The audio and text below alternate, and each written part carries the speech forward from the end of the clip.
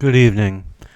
I am the narrator, and welcome to my parlor. Tonight's topic is shadow people.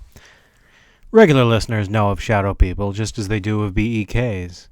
As I've discussed before, I saw them growing up. Weirdly, they never stood out to me. They were just one of many experiences, and a small minority overall. They never scared me. They were just there. I just accepted them, despite my overall state of fear. It was always inconsistent. Again, nightly I would see a tall black figure appear in my father's tool room in the back of our basement, then steadily move to the second-floor stairhead. There I would have seen it directly. Then it would stop and the sequence would resume from the beginning. I saw this only in my mind. Maybe it was the Hat Man, though maybe not.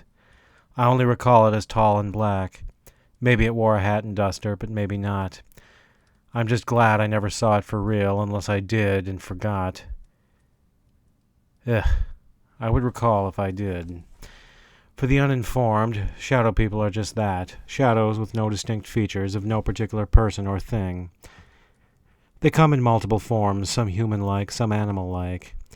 I forgot to mention this in my earlier video, but one night I saw shadow spiders crawling up and down my parents' bedroom wall. Their behavior varies. Some just stand and watch. Others approach the percipient and frighten them directly. Some don't even seem to notice the percipient and vanish right into walls. Those are the ones I saw. Their consistency varies. Some seem more solid, others unstable, as if made of black smoke.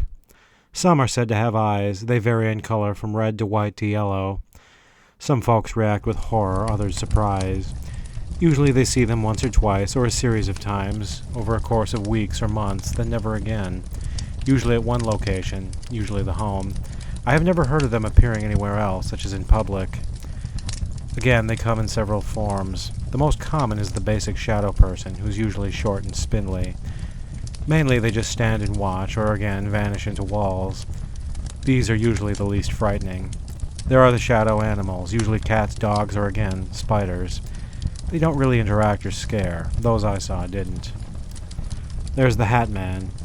He's described as 7 to 8 feet tall, or even taller, wearing a hat and duster. The hat varies. Sometimes it's a fedora, sometimes a bowler or Homburg. Naturally, he's the most frightening. Like most of his ilk, his behavior varies. Usually he just stands and stares, and his presence alone terrifies. Sometimes, though, he speaks, often taunting and mocking. Usually he's seen only once, but sometimes haunts the person for a while. Oddly, not all those who see him fear him. Some are just confused and passively accept his presence. It's been debated whether he is or isn't a shadow person, as he is usually seen alone, not in their company, and seems more solid. Then there's the hooded entity. This one is the height of a normal man and wears a black hooded robe. It too is frightening, though behaves about the same. Again, stand and stare. I don't know of it speaking. Note that shadow people are usually described as male. While they lack distinct features, their outlines are male. The one I saw I perceived as an older woman and wore one's shawl. Maybe she was unique. Maybe there are others like it. Maybe many, and I'm just uninformed. Questions. What are they? As always, there are theories. Demons make sense, given their appearance and the fear. They appear as black, which we associate with badness. They usually appear at night, which we associate with fear. Their eyes are often red when they have eyes. Again, which we associate with badness. Again, like the BEKs, they are either conforming to our expectations or created them to begin with. Aliens, many Forteans, usually those very interested in UFOs, like to think everything is aliens. But they aren't seen in relation to UFOs, and again, like the BEKs, their motives seem to differ. They don't abduct people, and they don't communicate religious messages.